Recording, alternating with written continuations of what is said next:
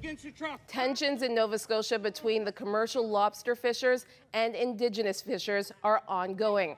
Both communities are under duress.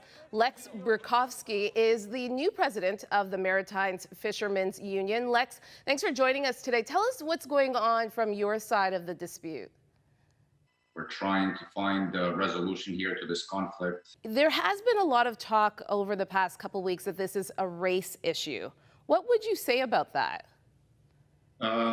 This is the farthest thing from the truth.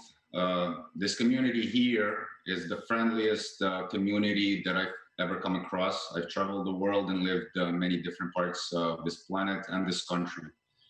And to me, when I moved here about 11 years ago, this community welcomed me with the open arms and gave me all the tools and opportunities that anybody would need to be where I am now. So to hear that anybody is racist here is the furthest thing from the truth. Okay. What are your thoughts on the reports of violence and fires that kind of started this off in September? Well, of course, we condemn any kind of acts of violence. In fact, you know, it's people are frustrated. Yeah, it's hard to control any particular individual that would have gone over the edge. But we definitely don't agree with any act of violence. We always wanted to resolve this at the table, and we're still looking for that seat at that table. Unfortunately, right up until now, we still have no seats and we still have no one to talk to.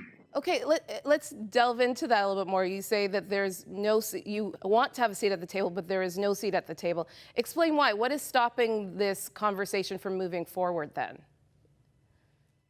Well, it seems like nobody wants to have the representative from the commercial fishermen's side at the table to hear our concerns and our opinions and our input.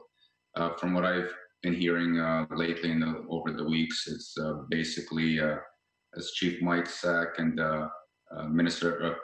Fishery Minister Bernadette Jordan stated, that it's a nation-to-nation discussion, and that creates a lot of uncertainty and worries for the commercial fishermen, because their livelihood is being discussed without their input. Okay, and recently your predecessor, Joel Comeau, resigned, stepped down from this position that you've just inherited. You're obviously hoping to bring change. What change are you hoping to bring forward to your group?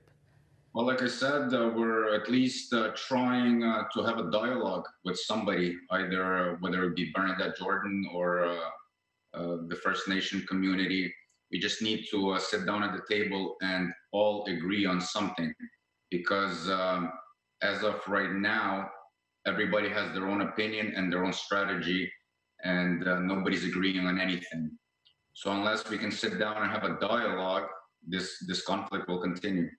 I'm curious, what would it look like for you to feel like you're being justified, that the fishermen, the commercial fishermen, are being heard? What do you want to see happen? Well, we want to make sure we are taking care of our lobsters. You know, conservation is a big issue here. We want to make sure we have lobsters for years to come for both the commercial fishermen and the First Nation. We believe the way this moderate livelihood is practiced right now is not a good conservation method. We believe it's destroying the stock, and we should all sit down and figure out a way how we can both practice our commercial fishery and moderate livelihood in a way where it's not going to deplete the stock.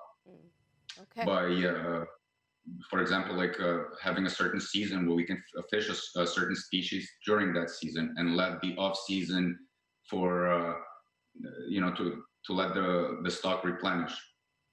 Okay, it is a complex dispute, complex issue. Thank you again, Lex Brukovskiy, president of the Maritimes Fishermen's Union. Thank you for your time today.